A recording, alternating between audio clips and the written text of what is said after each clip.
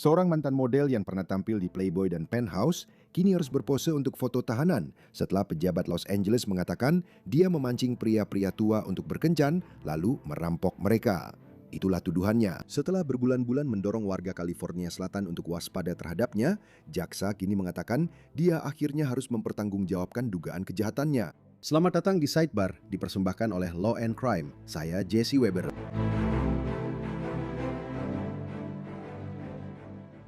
Baik, jadi pertama kali kami memberitakan tentang Atva Levy yang berusia 28 tahun yang kadang menggunakan nama panggung Mia Ventura pada musim gugur lalu. Sekarang penegak hukum Los Angeles County tampaknya telah mengeluarkan buletin dengan foto yang tampaknya adalah foto SIM miliknya serta detail tentang mobil yang ia kendarai, yaitu sebuah Porsche SUV hitam dan sedan Mercedes-Benz putih. Tapi sekarang kami mendapatkan detail baru dari kantor Kejaksaan Los Angeles County tentang dugaan kejahatan Levy dan kapan dia bisa dihadapkan ke hakim dan juri. Jadi menurut kantor Kejaksaan, antara tahun 2023 dan 2025, Levy dituduh menggunakan aplikasi kencan untuk membangun hubungan dengan pria tua kaya dan wanita muda. Semuanya di daerah Westlake Village, West Hollywood, Los Angeles, dan Beverly Hills. Bahwa dia diduga mendapatkan akses ke rumah mereka dengan berpura-pura sebagai pacar atau teman perjalanan. Dan kemudian dia dituduh mencuri uang tunai, emas, dan barang-barang desainer kelas atas. Jadi saat ini dia telah didakwa dengan 6 dakwaan pidana berat. 2 tuduhan penggunaan informasi identitas pribadi tanpa izin, 2 tuduhan pencurian besar, 1 dakwaan pembobolan rumah tinggal tingkat pertama, 1 dakwaan pembobolan rumah tinggal tingkat pertama saat ada orang di dalam. Jaksa wilayah Los Angeles Nathan Hochman mengatakan dalam sebuah pernyataan, kutip, "Di persidangannya nanti, kami akan membuktikan tanpa keraguan yang wajar bahwa terdakwa ini memanfaatkan kepercayaan yang dibangun melalui hubungan online untuk mendapatkan akses ke rumah korban dan mencuri dari mereka. Kemampuannya untuk memengaruhi orang lain dengan tipu daya, baik secara langsung maupun online, kini telah berakhir. Kantor kami berkomitmen untuk menuntut siapapun yang menggunakan penipuan dan manipulasi untuk memangsa orang lain." Dan menurut kantor kejaksaan, Levy menghadapi hukuman hingga 11 tahun 8 bulan penjara negara bagian jika dia terbukti bersalah atas semua dakwaan tersebut. Jadi taruhannya memang besar. Dia telah menyatakan tidak bersalah. Dia dijadwalkan untuk menjalani sidang pembacaan dakwaan di pengadilan Van Nuys pada tanggal 6 April. Untuk saat ini dia berada di luar tahanan dengan alat pemantau di pergelangan kakinya. Ini sesuai dengan catatan pengadilan. Dia telah diperintahkan untuk menjauh dari para korban yang diduga dalam kasus ini.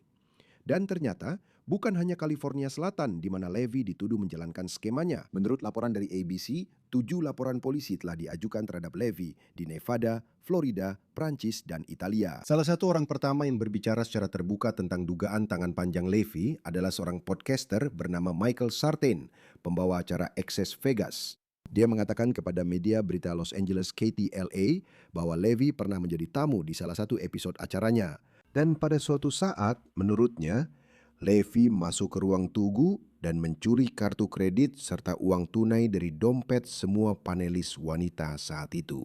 Dia kemudian tampaknya kembali untuk menjadi bagian dari panel dan dia, kutip, tetap tenang seperti tidak terjadi apa-apa. Kepada ABC 7 kutip, dia pada dasarnya duduk di sana selama 90 menit setelah mencuri semua kartu kredit dan uang tunai dari dompet semua orang. Di ruang tunggu hanya tamu perempuan dan dia hanya duduk di sana tetap tenang seperti tidak terjadi apa-apa, hanya berbicara tentang pemilu. Sementara dia memiliki barang-barang semua orang di dalam tasnya yang hanya diletakkan tepat di belakangnya. Sekarang, salah satu wanita yang diduga menjadi korban mengatakan kepada KTLA bahwa Levy mencoba melakukan beberapa transaksi dengan kartu kredit American Express miliknya yang dicuri, termasuk janji temu salon rambut yang mahal di Beverly Hills. Korban tersebut tampaknya melakukan penyelidikan sendiri dan mengatakan bahwa dia mengetahui bahwa Levy diduga memesan janji temu tersebut dengan nama Mia Ventura. Korban lain yang diduga juga berbicara dengan Los Angeles Times pada bulan Desember lalu tentang pengalamannya dengan Levy, kutipan, Amber Caris Basic, seorang model lingerie dan pakaian renang internasional. Dia mengatakan kepada Times bahwa Levy berteman dengannya, mengundangnya dalam perjalanan ke Ibiza dengan semua biaya ditanggung. Tetapi bagian semua biaya ditanggung itu ternyata terlalu bagus untuk menjadi kenyataan, karena Basic mengklaim bahwa ketika dia sampai di hotel, ternyata hotelnya belum dibayar. Jadi dia harus membayar lebih dari $2.000 untuk bisa check-in. Dan kemudian ketika Levy muncul, dia diikuti oleh seorang sopir taksi yang menuntut untuk dibayar. Sekarang Levy rupanya memberitahu Basic bahwa American Express miliknya tidak berfungsi di Eropa, jadi Basic harus membayar sopirnya. Dari situ, Bassett mengklaim bahwa mereka akan keluar sepanjang malam mencoba menarik perhatian pria-pria yang lebih tua untuk membayar makanan dan minuman mereka. Dia juga mengklaim bahwa Levy akan mengambil foto kartu kredit para pria tersebut. Kutipannya, "Saya pikir perjalanan ini adalah liburan para cewek untuk membuat konten, tapi bagi Levy, seluruh perjalanan ini hanya untuk memanfaatkan saya demi menarik korban-korban berikutnya. Yang dia inginkan hanyalah memburu pria-pria tua kaya." Sekarang, Levy sendiri tampaknya telah menanggapi beberapa tuduhan terhadap dirinya. The Daily Mail menghubunginya setelah buletin khusus itu dirilis, dan dia mengatakan bahwa dia belum pernah mendengar tentang tuduhan tersebut sampai mereka menelpon. Menurut Daily Mail, Levy mengatakan kepada mereka melalui telepon, "Saya rasa ketika Anda mungkin bergaul dengan seseorang yang sangat berkuasa dan sangat berpengaruh, jika Anda membuat mereka marah, itu bisa menjadi masalah karena mereka benar-benar bisa menghancurkan Anda." Namun ketika Daily Mail mendesak untuk mendapatkan lebih banyak detail tentang dugaan skema ini, dia dilaporkan memutus telepon. Jadi apalagi yang kita ketahui tentang dia? Apalagi yang kita ketahui tentang Levy? Nah, dia pernah tampil di sampul majalah Playboy dan terpilih sebagai Pet of the Month majalah Penthouse pada Juli 2023. Pada tahun 2022, sebuah siaran pers dari Clubhouse Media Group mengumumkan bahwa dia bergabung dengan Honey Drip yang merupakan semacam pesaing OnlyFans. Dan menurut siaran pers itu, Levy berasal dari Israel. Dia bertugas di IDF selama 2 tahun. Setelah masa tugasnya, dia bekerja sebagai pramugari. Ini sekali lagi menurut Clubhouse Media Group. Tetapi pandemi COVID-19 membuat pesawat-pesawat di seluruh dunia tidak bisa terbang dan dia diberhentikan dari pekerjaannya. Siaran pers tersebut mengatakan bahwa dia mengalihkan fokusnya untuk meningkatkan jumlah pengikut di media sosial dan bekerja sebagai model. Apa yang bisa kita simpulkan dari ini? Apa yang bisa kita harapkan? Philip Dubai bersama kita, mantan Deputi Pembela Umum LA County. Terima kasih banyak sudah meluangkan waktu, Pak. Senang bertemu dengan Anda. Selamat pagi, Jesse. Apa kabar? Baik, bagaimana kita menanggapi tuduhan-tuduhan ini? Jika Anda membelanya, tuduhan mana yang menurut Anda paling ingin Anda fokuskan? Mana yang paling Anda khawatirkan? Atau Anda mengatakan mereka menggabungkan semuanya, semua, atau tidak sama sekali? Secara hukum, saya pikir tuduhan yang paling serius adalah pembobolan rumah tinggal tingkat pertama karena beberapa alasan. Yang pertama, hukuman ini bisa sampai 6 tahun di penjara negara bagian dan Anda harus menjalani 85% dari hukuman itu. Yang kedua, dia bukan warga negara Amerika. Dan menurut hukum imigrasi federal, ini bisa dianggap sebagai kejahatan kategori aggravated felony, dengan kata lain, kejahatan kekerasan, dan itu akan membuatnya bisa dideportasi. Jadi dia akan dipulangkan dengan kapal lambat satu arah ke Tel Aviv. Jadi sebagai pengacara pembela pidana, kami tidak hanya harus melindungi kepentingan hukum pidana mereka melalui proses hukum yang semestinya, tetapi juga ada kewajiban tambahan untuk melindungi status imigrasi mereka. Jadi kami harus melakukan apapun yang kami bisa agar mereka tetap bisa tinggal di negara ini. Ngomong-ngomong, menurut catatan pengadilan, dia telah menyewa penasihat hukum pribadi, pembela. Jadi sepertinya dia tidak akan menggunakan penasihat hukum yang ditunjuk pengadilan. Tapi bagaimanapun juga, langkah pertama apa yang akan Anda ambil dalam membangun pembelaan? Karena saya penasaran, bukti apa yang mereka miliki terhadapnya, bukan? Menurut Anda, apakah itu dari rekaman pengawasan? Atau menurut Anda, apakah itu dari barang-barang yang diduga ada dalam kepemilikannya? Atau maksudnya, misalnya, kita bisa melacak kartu kredit ke tempat di mana kartu itu dibeli dan digunakan. Maksud saya, menurut Anda, apa yang mereka miliki sebagai bukti terhadapnya saat ini? Pertama-tama, dia memiliki penasihat hukum yang sangat kompeten. Ia diwakili oleh Jeffrey Rubenstein. Saya percaya kantornya berada di Beverly Hills. Dan saya belum pernah bertemu dengan Tuan Rubenstein, tapi dia jelas tidak bekerja secara gratis. Dan omong-omong, saya selalu mengatakan hal ini kepada pengacara swasta. Ketika Anda mewakili klien manapun yang didakwa dengan apa yang kami sebut kejahatan finansial, artinya yang melibatkan keuangan tingkat tinggi, banyak uang, jaksa dapat mengajukan gugatan perdata untuk merampas aset dan pada dasarnya mengambil kembali honor pengacara yang Anda terima. Jika mereka bisa membuktikan bahwa uang itu berasal dari sumber yang tidak sah. Jadi, jika uang itu diambil olehnya dan dia menggunakan uang itu untuk membayar pengacaranya, pengacaranya bisa saja akhirnya bekerja tanpa dibayar. Sekarang, setelah menatakan itu, jika saya membelanya, sekali lagi, langkah pertama yang akan saya lakukan adalah menyerang tuduhan pembobolan rumah. Untuk menghukum, bukan hanya menetapkannya untuk diadili, karena itu adalah standar dugaan kuat. Mereka harus membuktikan tanpa keraguan yang masuk akal bahwa dia memiliki niat untuk melakukan kejahatan berat atau mencuri sebelum memasuki rumah itu. Benar. Benar? Jadi dengan kata lain, Jika dia hanya pergi ke rumah itu, nongkrong, lalu saat dia di sana dia berpikir, oh ini terlihat bagus dan mengambilnya. Itu bukanlah pembobolan. kalau niatnya baru muncul belakangan, tidak, itu bukan. Dengan asumsi mereka bisa membuktikan bahwa kamu sudah punya niat itu sebelum masuk. Dan kamu pergi ke sana dengan alasan hanya ingin menjodohkan temannya Lonely Hearts, semacam itu. Nah, itu mungkin sudah cukup sebagai bukti tidak langsung untuk menjeratnya. Tapi kalau niat itu baru muncul belakangan setelah dia sampai di sana, mereka sedang bersenang-senang. Lalu dia mulai melihat-lihat dan dia melihat gelang yang keren tergeletak di atas meja samping tempat tidur, atau perhiasan, atau bahkan setumpuk uang tunai. Lalu dia mengambilnya. Itu bukan berarti dia tidak bersalah, itu hanya berarti itu bukan pembobolan. Jadi Philip, sekali lagi, menurutmu apa buktinya? Bagaimana mereka membuktikannya? Apakah banyaknya korban yang diduga dan banyaknya kejadian itu memperkuat pembuktiannya? Apakah itu cara untuk membuktikan niat? Apakah itu cara untuk mengetahui apa yang diduga sedang dia rencanakan? Karena sekali lagi, ini memang kasus yang sangat menarik. Ada begitu banyak tingkatan yang berbeda, tapi Anda memikirkan tumpang tindih dari tuduhannya, tumpang tindih dari kejadiannya, dan bagaimana Anda membuktikan faktor niat itu. Ya, itu tergantung pada tuduhannya. Jadi, misalnya, jika itu katakanlah penggunaan kartu kredit secara tidak sah, artinya penggunaan kartu kredit secara ilegal.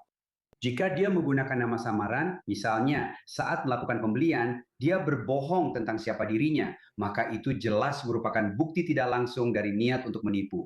Atau itu seperti penggunaan informasi identitas pribadi tanpa izin. Benar, kami menyebutnya 4448, 4E di sini.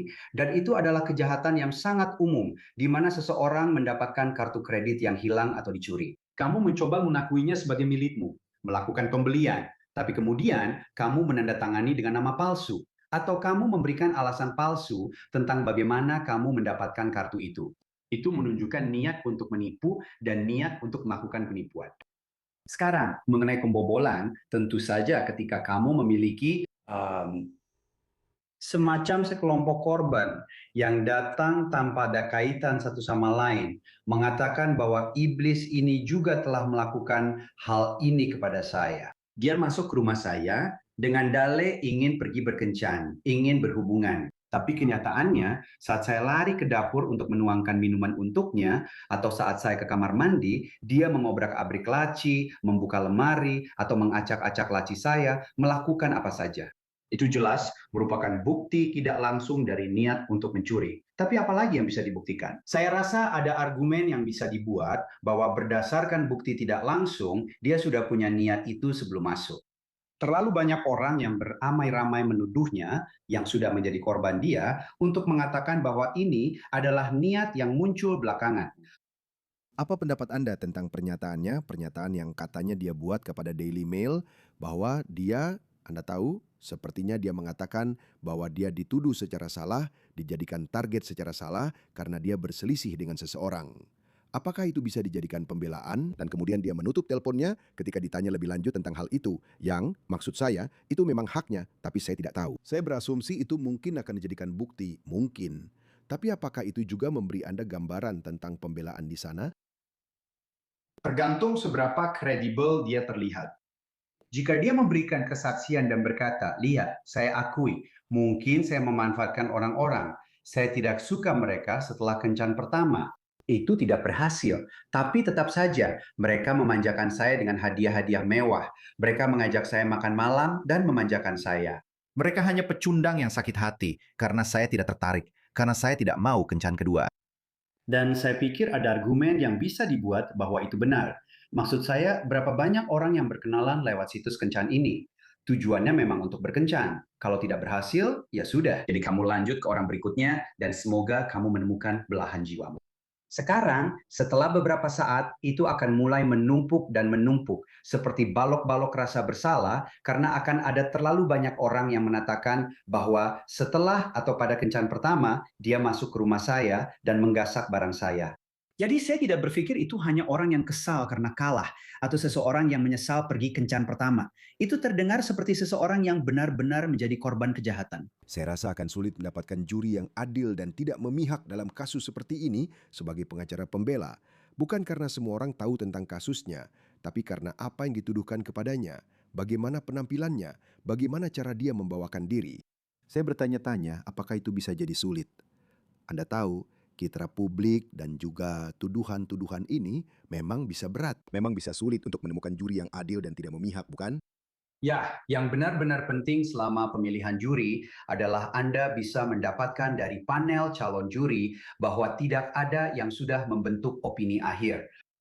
Jika tidak ada yang, meskipun mereka mungkin sudah membaca atau mendengar tentang kasusnya, selama mereka belum mengambil keputusan atau kesimpulan akhir tentang dirinya, saya rasa Anda bisa menemukan 12 juri yang bisa adil dan tidak memihak.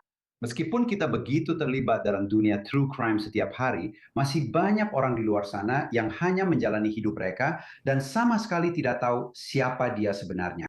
Dan sejujurnya, mari kita jujur, khususnya di sisi barat LA dan di lembah San Fernando tempat dia akan diadili, kita memiliki komunitas Yahudi dan warga Israel yang besar yang mungkin sebenarnya bersimpati padanya. Saya tidak akan langsung menyebut mereka woke atau cenderung membebaskan seseorang hanya karena mereka berasal dari Israel. Tapi saya pikir akan ada titik temu, jika boleh dibilang, dan mereka mungkin akan sedikit memakluminya dan tidak pernah berpikir bahwa salah satu dari mereka sendiri bisa melakukan hal seperti ini. Saya membayangkan para juri harus ditanya, apakah Anda pernah melihat samponya terlipat atau pernah menontonnya secara online? Maksud saya, jika memang itu layanan yang dia ikuti, mereka pasti akan ditanya tentang itu, kan? Tentu saja, Maka pengadilan bisa mengeluarkan mereka dengan alasan yang sah. Karena jika Anda bisa mengetahui selama proses pemeriksaan calon juri bahwa mereka sudah membentuk opini akhir, Anda tahu bahwa dia adalah korban, penjahat, pencuri, penipu, penjahat licik. Maka karena mereka sudah membentuk opini, akhir itu berdasarkan pemberitaan media, hakim akan mengeluarkan mereka dengan alasan yang sah. oke. Dan omong-omong, menurut Anda apakah ini benar-benar akan berlanjut ke persidangan? Maksud saya, Anda bukan bagian dari kasus ini. Anda tidak tahu semua buktinya. Tapi apakah ini salah satu situasi di mana jika Anda berurusan dengan bukti yang lebih jelas, jika Anda bisa menunjukkan, Anda tahu, saya juga tidak tahu semua yang mereka miliki. Tapi jika itu mudah untuk ditunjukkan, relatif mudah untuk dibuktikan. Penggunaan informasi identitas pribadi tanpa izin, atau Anda tahu, jika ada rekaman pengawasan atau struk kartu kredit, apapun itu. Apakah ini jenis kasus di mana menurut Anda kesepakatan bisa dicapai, dan seperti apa bentuk kesepakatannya? Jika saya mewakili dia dan saya benar-benar telah memverifikasi bahwa dia bukan warga negara Amerika, apalagi memiliki green card atau status hukum di Amerika Serikat. Saya akan mencoba membuat kesepakatan di mana dia menjalani hukuman 364 hari atau kurang untuk tindak pidana non-kekerasan dan bukan aggravated felony menurut hukum federal. Karena yang akan terjadi adalah, ya dia akan dinyatakan bersalah dan dia akan punya catatan felony. Dia akan diperintahkan untuk membayar restitusi. Tetapi itu tidak secara otomatis membuatnya dapat dideportasi. Jadi dia masih akan memiliki hak untuk sidang di pengadilan imigrasi untuk mempertahankan haknya tetap tinggal di negara ini. Begitulah cara saya akan mencoba membuat kesepakatan. Sekarang di sisi lain, jika dia tidak ingin menjalani hukuman penjara dan tidak peduli dengan status imigrasinya, maka Anda bisa saja membuatnya mengaku bersalah dan mungkin mendapatkan masa percobaan langsung untuk kasus pembobolan, lalu dia pergi, atau Anda bisa melanjutkan ke persidangan. Tapi saya bisa katakan sekarang, mengingat persidangannya akan digelar di pengadilan mana, jika dia dinyatakan bersalah, dia akan masuk penjara. Dua hal tentang itu. Kenapa Anda bilang begitu? Saya tidak tahu tentang persidangan itu. Dan yang kedua, saya tidak tahu tentang pengadilan itu. Dan dua, Anda bilang tuduhan federal. Bukankah ini tuduhan negara bagian? Ini adalah tuduhan negara bagian. Tapi ketika Anda dinyatakan bersalah atas kejahatan negara bagian tertentu, itu memicu hukum imigrasi federal. Oke, mengerti.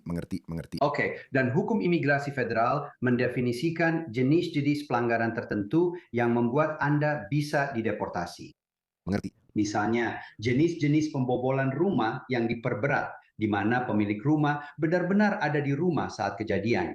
Kami menyebutnya hot burg. Jika korban benar-benar ada di tempat saat pembobolan terjadi, itu adalah tindak kejahatan berat yang sangat berbahaya.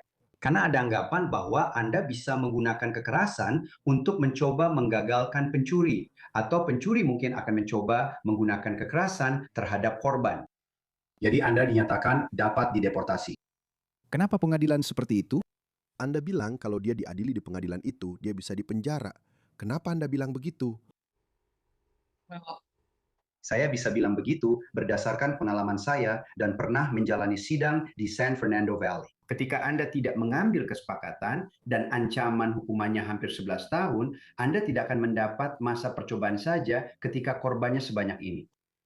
Maksud saya, tipu daya seperti ini dan keuntungan seperti ini yang telah dimanfaatkan oleh terdakwa. Beberapa korban yang rentan yang menjadi mangsa mudah bagi seseorang yang licik dan manipulatif seperti ini harus dihukum. Jika tidak, Anda tidak akan pernah mencegah perilaku seperti ini. Dan pada saat itu, kekhawatiran imigrasinya akan menjadi masalah terkecil baginya. Dia akan masuk penjara. Philip Dubai, senang sekali Anda hadir di sini. Anda menjelaskannya dengan sangat mudah sehingga kami bisa memahaminya, terutama hukum California dan apa yang terjadi di Los Angeles. Terima kasih Pak, saya sangat menghargainya. Jurnalnya sudah online, semoga sehat selalu. Dan itu saja yang bisa kami sampaikan untuk Anda saat ini di Sidebar semuanya. Terima kasih banyak sudah bergabung bersama kami. Seperti biasa, jangan lupa berlangganan di YouTube, Apple Podcast, Spotify, atau dimanapun Anda mendengarkan podcast. Anda juga bisa menonton kami di Peacock milik NBC.